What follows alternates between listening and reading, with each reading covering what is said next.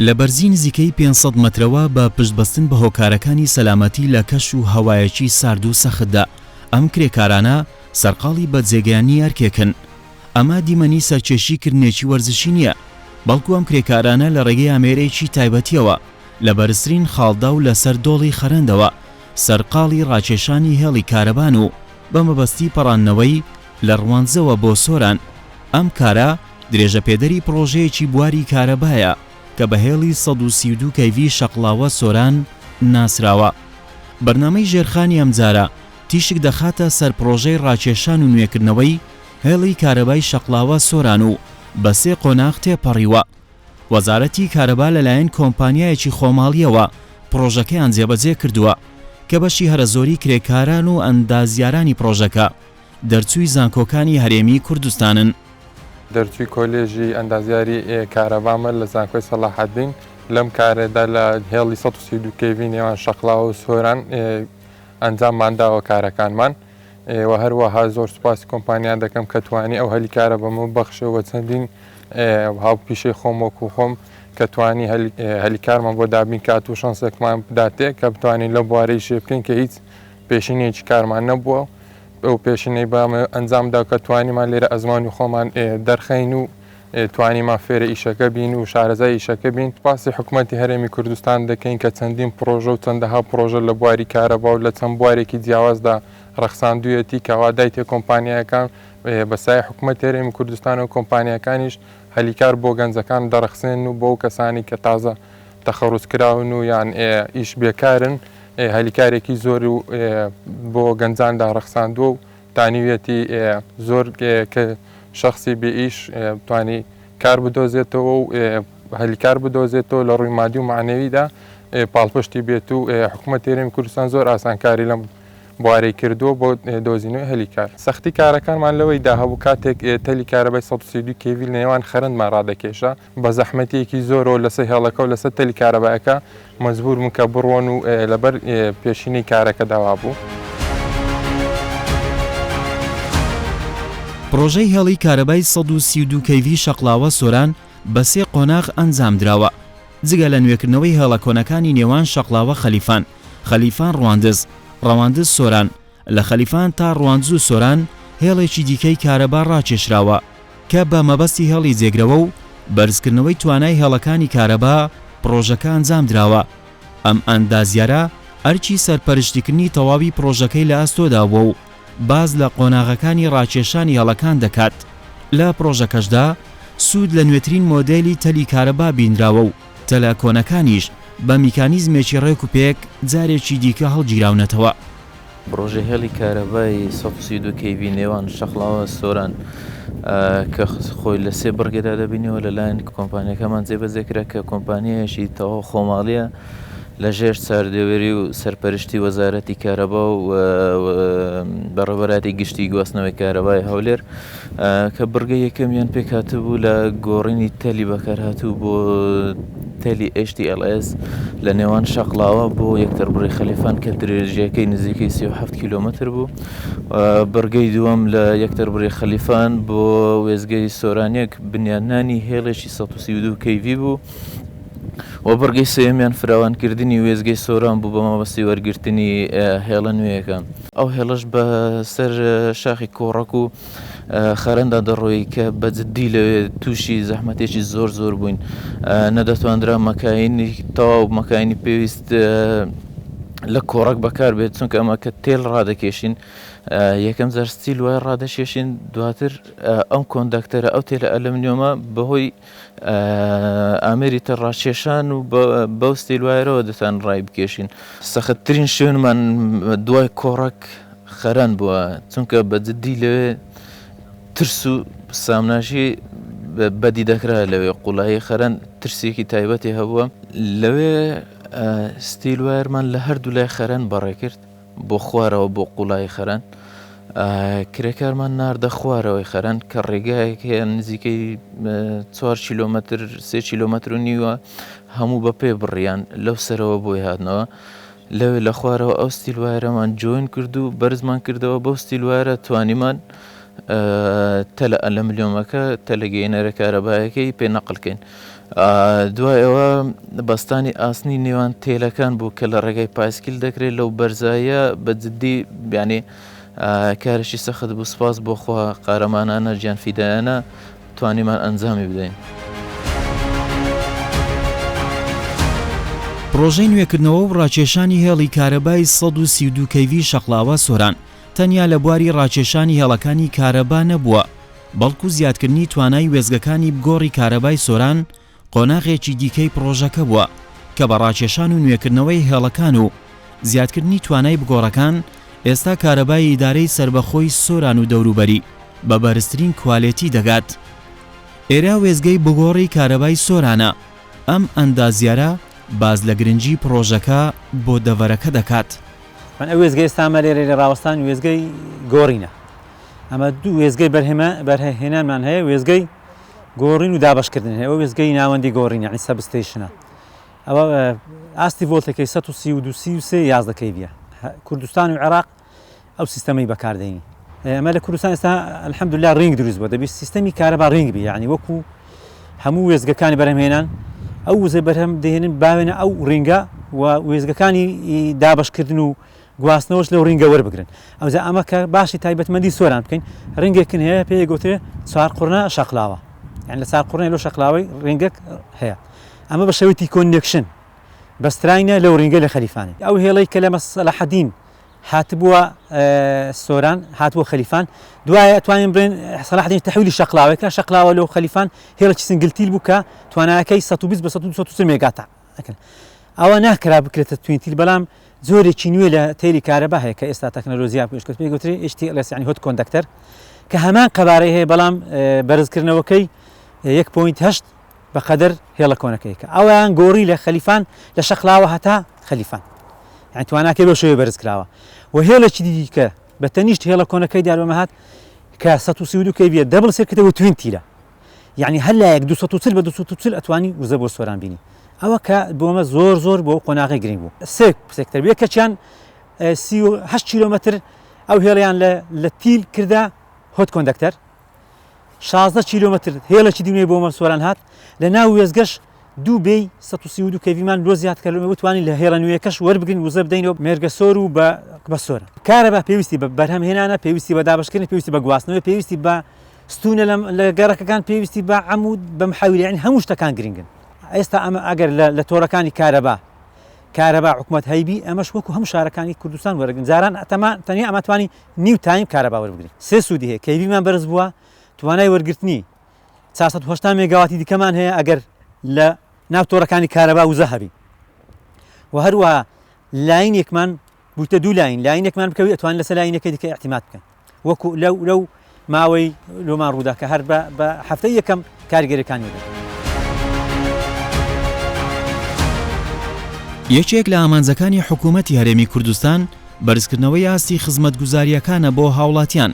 لەگەڵ بەڕێوەبەری کارەبای ئیدارەی سربەخۆی سۆران قسە دەکەین لەبارەی گرنگی پرۆژەکانی بواری کارەبا و کاریگەریەکانی پێوەری زیرەک لە دەڤەرەکە. لە وەزارەتی کارەبا سێ بواری کارکردن هەیە: بەرهەمهێنان، گواستنەوەی کارەبا، دابشکردن. ئێمە لە بواری دابشکردن کارەکانی خۆمان ڕۆژانە بەڕێوە دەبین.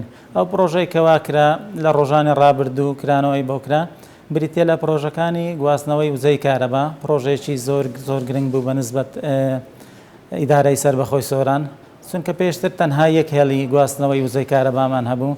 لە هەر ئەگەر کێشێک هەبال لە هێڵەکە بۆ چەندین کاژمێر ئەوە هەر چوار قەزاکە بێ کارەبا ئەبوو. بۆیە بە تەوابوونی ئەم پرۆژەیە کێشەی بڕانی تەزووی کارەبا لەسەر ئەم شارانە احتیمالی زۆر کەم بۆتەوە. هەر کاتێک کێشەکە بێمە لە هەردوو هێڵ ئەتوانین تەزووی کارەبا وەربگرین، ئەتوانین بە چەند دقەیەک سەرجەم وزەی کارەبا بگوازینە بۆ هێڵی یەکەمیان دووەم لە نێوان هێڵەکان ئەو ئاڵگۆڕە بکەین. ئەم هێڵە کۆنەکەکەوە هەبوو لە ساڵی 2000 بنیاتنرا.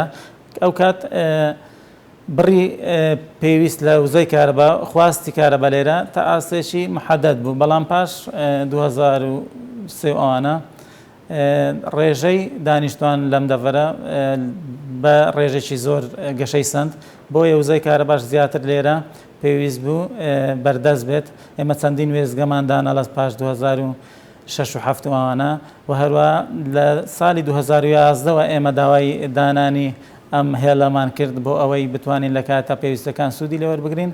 خۆشبەختانە پاش چەندین هەوڵدان ساڵی ڕابردوو ڕەزامەندی بۆ کرا بجەکەی بۆ تەرخان کرا و ئەم ساڵ تەواو بوو. ساڵانی ڕابردوو ئەگەر وزەی کارەبا کاژمێرەکانی کارەبا لە شوێنەکان بەرەو زیاد بوون ئێمە لە وەرزستانە نەمانەتوانی هاوتەریب لەگەرەوەن کاژمێرەکانی کارەبا وەربگرین بۆیە ساڵانە بە تایبەتی لە وەرزستانە چەند کاژمێرێک لە دوو شوێنەکانی تر ئەبووین ئەمەواتە ئەگە لە شوێنەکاندی مەسەلەن 15 کاژمێر هەبا ئێمە نەمانەتوانی لە دەر کاژمێر زیاتر تەزووی کارەبا وەربگرین بەڵام لە ئێستادا لە شوێنەکان تر چەند کاژمێر کارەبا هەبێت لێرە شەتوانین هەمان کاژمێری کارەبا وەربگرین. پێوەری زیرەک پێوەرێکی زیندووە و زۆر کاریگەریشی هەیە لە سەر دابەشکردنی کارەبا بە تایبەتی لە کەرتی دابەشکردن. ئێمە ساڵانە چەندین بگۆڕ و وێزگەکان و تۆڕەکانی کارەبامان بەهۆی ئەو فشارەی لەسەریتیان تووشی لە ناوچوون و کەمکردنەوەی تەمەنیان ئەبووین بەڵام ئەم سار خۆشبەختانە بە بەراورد لەگەڵ ساڵانی ڕابردوو ئەو شوێنانێکەوە پێوەری زیرەکی تیا بەسراوە کەمترین کێشەی دابەشکردنی کارەبامان هەیە بەپێی ئەو بەراوردەی ئێمە کردومانە لەگەڵ ساڵی ڕابردوو 120 وزەی کارەبای گەڕاندۆتەوە ناو تۆڕی کارەبای نیشتیمانی و ئەگەر هەمووشی ببەسترێت لە هەر چوار قەزاکە و ناحیەکانی کەسەر بەو قەزانن لەوانەیە نزیکەی 35 تا 40 وزەی کارەبا بگەڕێتەوە ناو تۆڕی کارەبای نیشتیمانی کەوا پێشتر بە شێوەی وزەی بەفیڕۆچوو لە لای ئێمە تۆمار ئەکرا ئەو وزەیە بوو کەوا لە دەرەوەی پێوەرەکانی کارەبا خەڵک ئیستیغلالی ئەکرد و بەکاری دەهێنا بەڵام پاش بەستانی پێوەری زیرەک ئێستا دادپەروەریەکی زۆر باش هەیە لە دابەشکردنی کارەبا و هەمووش خەڵک بە شێوەی پێوەر کارەبا سەرفەکات و هیچ کەسێک نییە لە دەرەوەی پێوەری کارەبا سوود لە کارەبای نیشتیمانی وەربگرێت. یەکێک لە هەنگاوەکانی حکوومەتی هەرێمی کوردستان پشت بەستنە بە توانای کۆمپانیا خۆماڵیەکان تاوەکو لە تەواوی سێکتەرەکان سوود لە توانای ناوخۆیی ببیندرێت. کۆمپانیای جێبەجێکاری پرۆژەکە بە گرنگەوە دەڕوانە هەوڵەکانی حکوومەت بۆ پاڵپشتیکردنی کۆمپانیا تایبەتەکان بۆ بەجێگەیاندنی پرۆژە ستراتیژی و گرنگەکان. پرۆژەی هێڵی کارەبای 132 kV شەقڵاوە سۆران پرۆژەکە لە سێ قۆناغ پێکهاتووە. قۆناغی یەکەم نوێکردنەوەی تەلەکانی هێلی کارەبای نێوان شەقڵاوە تاوەکو سۆران، ڕاکێشانی هێڵێکی نوێی 132 kV لە خەلیفانەوە بۆ ڕەواندز و سۆران، فراوانکردنی وێزگەی بگۆڕی سۆران بۆ دوو هێڵ. لە پرۆژەکەدا زیاتر لە 800 تۆن ئاسن لە جۆری گەڵڤەنایزی دژبەژەنگ بەکار هاتووە. درێژی تەلی کارەبا 250 کیلۆمەترە لە جۆری HTLS. لە پرۆژەکەدا زیاتر لە 14,000 فنجانی کارەبا بەکارهێنراوە. لە تەواوی هێڵەکان زیاتر لە 6,000 پێداویستی نەگەیەنەری کارەبا بۆ فنجانەکان بەکارهێنراوە. لە پرۆژەکەدا تواندراوە زیاتر لە 250 کیلۆمەتر لە تەلی کارەبا لە هێڵە کۆنەکان هەڵگیرێتەوە و لە پرۆژەی دیکەی وەزارەتی کارەبا بەکار بهێنرێنەوە. لە تەواوی پرۆژەکە زیاتر لە 16 کیلۆمەتر تەلی گواستنەوەی داتا و زانیاری بەکارهێنراوە لە جۆری OPGW. یەکێک لە ئامانجەکانی پرۆژەکە بریتە لە گواستنەوەی کارەبا بە شێوازی دوو هێندەی پێشووتر بە نزیکەی 350 مێگاوات. لە پرۆژەی گۆڕینی تێلیگەیەنەری هێڵی 132 kV نێوان وێستگەی شەقڵاوە وێستگەی سۆراندا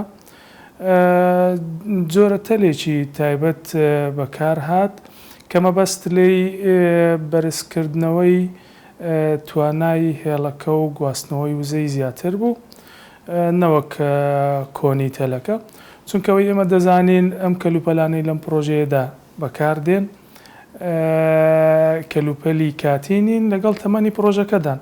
بۆی بۆ یەکەم جار ئێمە جۆرە تەکنیکێکمان بەکارهێنا بۆ هەڵگرتنەوە و کۆکردنەوەی تەلی بەردەستی پرۆژەکە بە ئامێری پێشکەوتوو سەردەمیانە بە شێوەیەکی تەندروست کە مەبەست لێی کەمکردنەوەی خەرجی و سوودمەندبوون بوون لە داهاتوو، چونکە پێشووتر ئەم جۆرە پرۆژانە تەلەکان دەکرا بە سیکراب بە شێوەیە کۆ دەکرانەوە کە تەلەف دەبوو هیچ سوودێکی لێوە نەدەگیرە بدەین.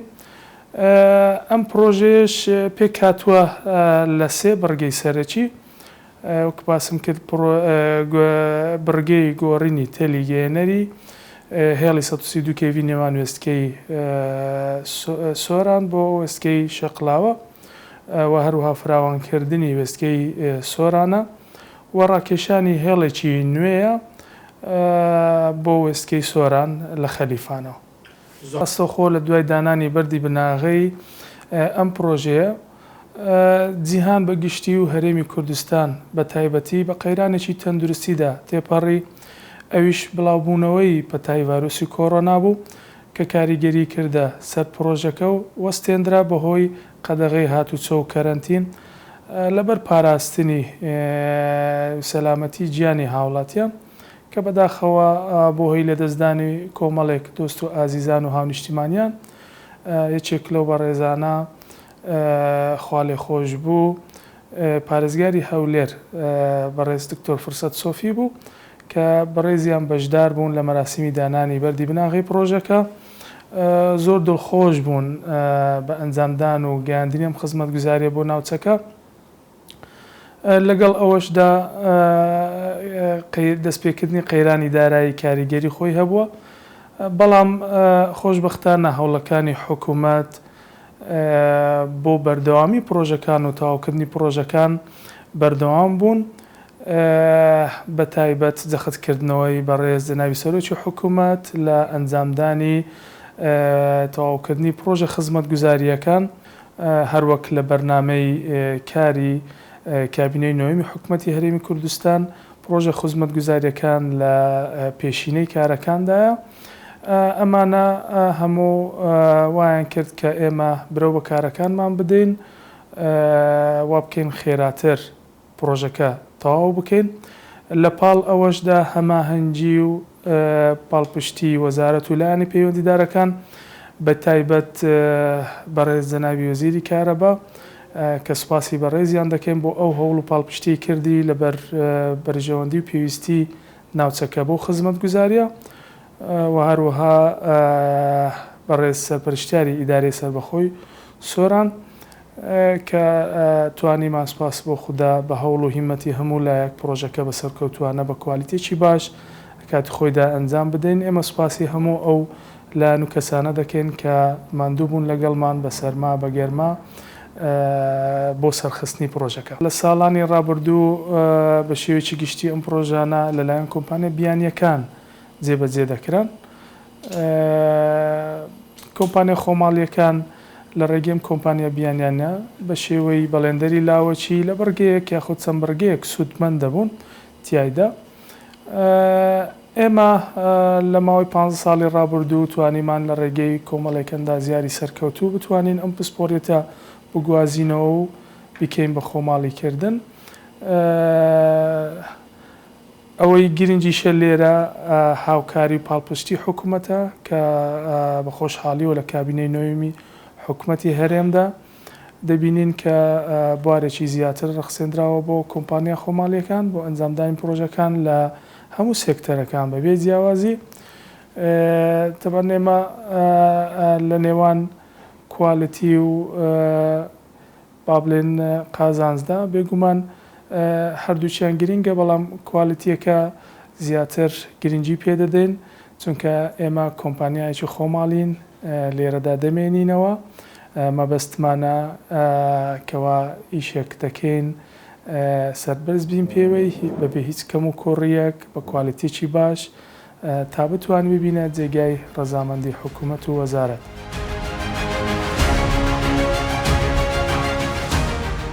وەزارەتی کارەبای حکوومەتی هەرێمی کوردستان بە ئامانجی باشترکردنی ئاستی خزمەتگوزاریەکان و زیادکردنی ڕێژەکانی کارەبا چەندین پرۆژەی جۆراوجۆری لە سێکتەری کارەبا ئەنجام داوە لە بوارەکانی دامەزرانی وێزگەی نوێ کارەبا و نوێکردنەوەی هێڵەکانی کارەبا و دوجاریش بۆ ڕێگریکردن لە سەرپێچی و زیادە ڕەویەکانی سەرکارەبا پشت بە دانانی پێوەری زیرەک بەستراوە. ڕێژەی هێڵەکانی کارەبا لە سنووری پارێزگای هەولێر درێژی هێڵەکانی 400 کV 39 کیلۆمەتر درێژی هێڵەکانی 132 کەیڤی 1254 کیلۆمەتر، درێژی هێڵەکانی 33 کەیڤی 659 کیلۆمەتر. یەک لە هەرە پرۆژە گرنگەکان بوو کە ڕاکێشانی هێڵێکی نوێ بوو بۆ سۆران و لەگەر چاکردنەوەی هێڵی کۆنەکە. ئەوەش کە بڵێن لە یەک لە پرۆژەکانی کابینەی نوێیە بە چاودێری بەڕێزی سەرۆکی حکوومەتی هەرێمی کوردستان و بە چاودێری و پاڵپشتێکی زۆری وەزارەتی کارەبا و بەڕێزی وەزیری کارەبا کە یەک لە هەرە پرۆژە گرنگەکان بوو کە ئەو هێڵە لە 2000 کرابوو و هەتا ئێستا هەموو دەبەری سۆران بە یەک هێڵ کارەبا دەگوازراوە کە کەیشەکی زۆر هەبوو لە بۆ ڤۆڵتیان و لۆ دابشکردنی کارەباش کە بەشی کارەبای خۆیان وەربگرن.